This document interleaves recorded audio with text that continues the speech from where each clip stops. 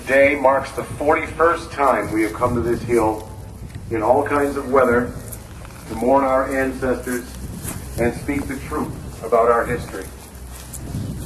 Those who started National Day of Mourning could not have envisioned that we would still be here year after year carrying on this tradition. Many of the elders who have stood on this hill and who organized the first day of mourning are no longer with us, but we feel their spirits beside us today.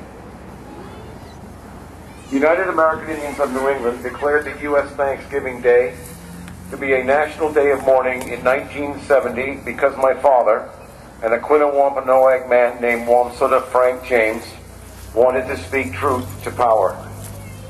Wamsutta had been asked to speak at a very fancy Commonwealth of Massachusetts banquet celebrating the 350th anniversary of the landing of the Pilgrims.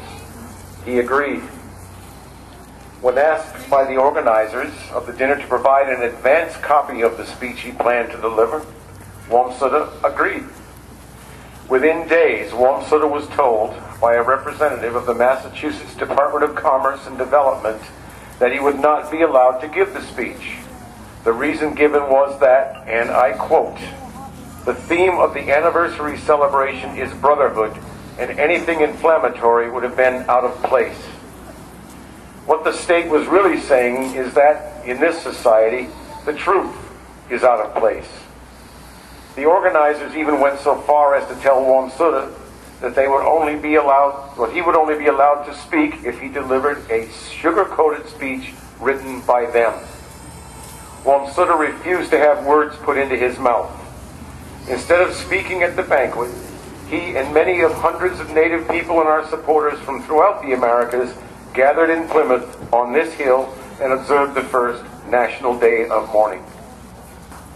What was it that got those state officials so upset? Wamsutta used as a basis for his remarks one of their own history books, Mort's Relation, a pilgrim account of their first year on Indian land. What really happened at the first Thanksgiving? According to popular myth, the Indians and the Pilgrims sat down and had a wonderful dinner. Everyone lived happily ever after. The end. Well, here is the truth. The reason that the myth makers prefer to talk about the Pilgrims and not an earlier English-speaking colony, Jamestown, is that in Jamestown the circumstances were way too ugly to hold up as an effective national myth. For example, the white settlers in Jamestown turned to cannibalism to survive. And that's not a very nice story to tell kids in school. And the Pilgrims did not find an empty land any more than Columbus discovered anything.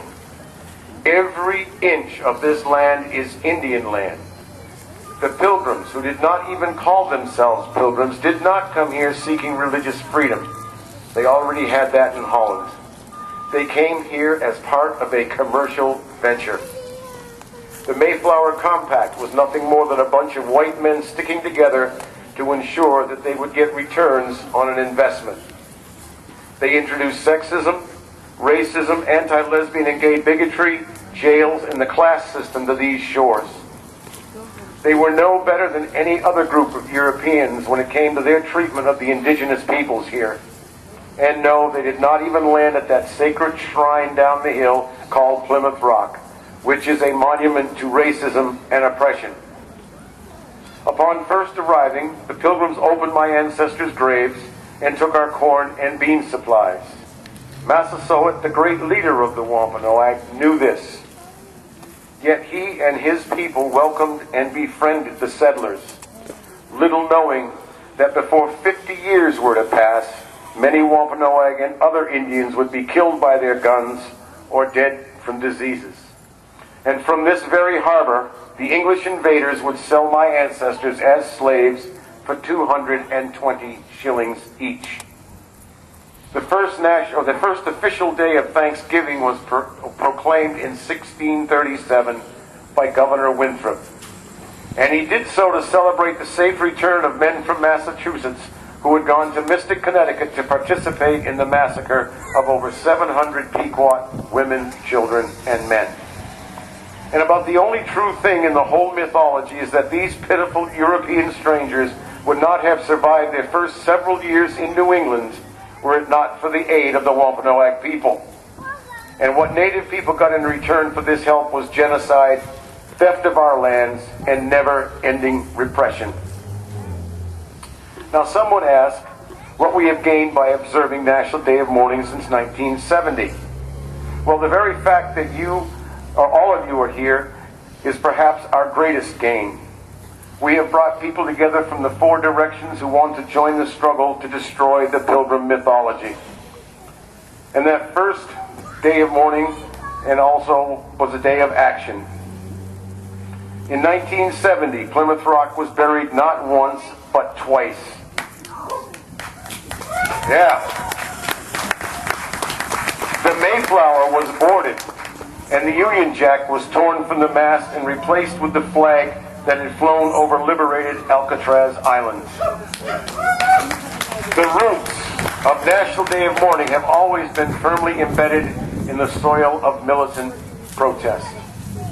Now, that first day of mourning was a powerful demonstration of Native unity, and today is a powerful demonstration of not only Native unity, but the unity of all people who want the truth to be told and want to see an end to the oppressive system brought to these shores by the Pilgrim invaders.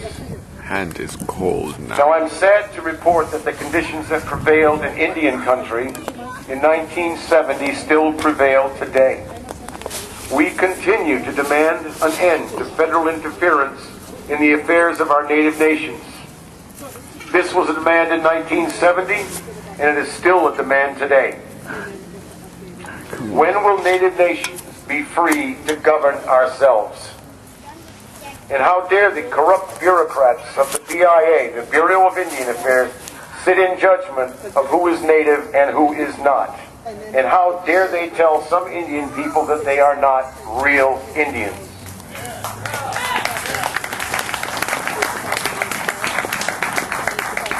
Those who started National Day of Mourning in 1970 spoke of terrible racism and poverty.